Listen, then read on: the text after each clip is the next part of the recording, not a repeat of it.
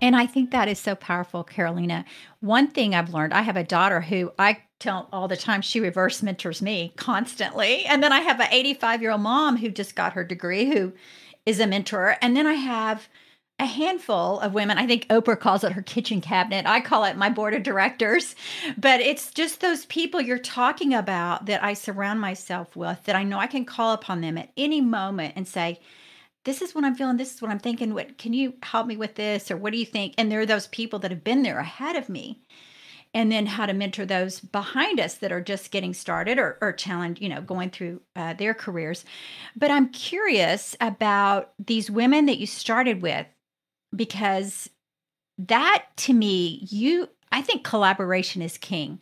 We cannot do this by ourselves. And partnership is so powerful. But I'm curious about, was it a divine thing that these people you just happened to do this with were other women in corporate positions and you all kind of had this same desire and it came together that way? Or did you pick them, or how did that happen?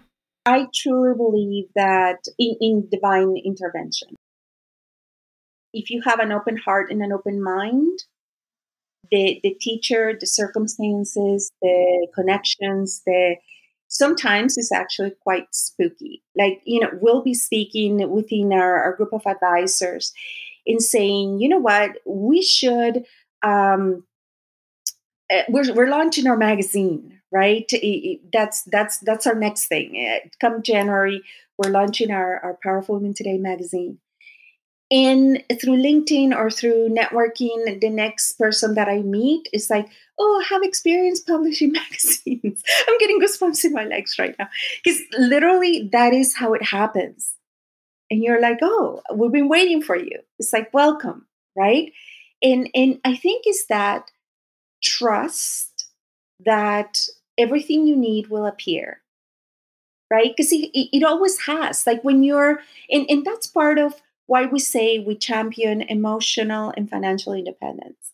Because by being emotionally independent, that means that you know that you have the God-given gifts to, be resourceful and to figure it out and to, collaborate and to reach out to someone else. And you will figure it out, right?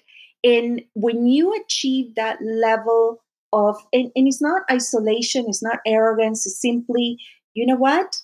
I know what I'm doing is good. I know I mean good to other people. I know I'm here to serve.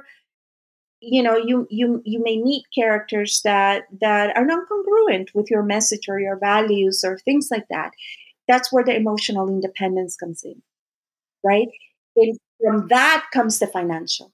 Because if the financial comes before the emotional, that's how we see a lot of people that on paper have everything and yet they're falling apart.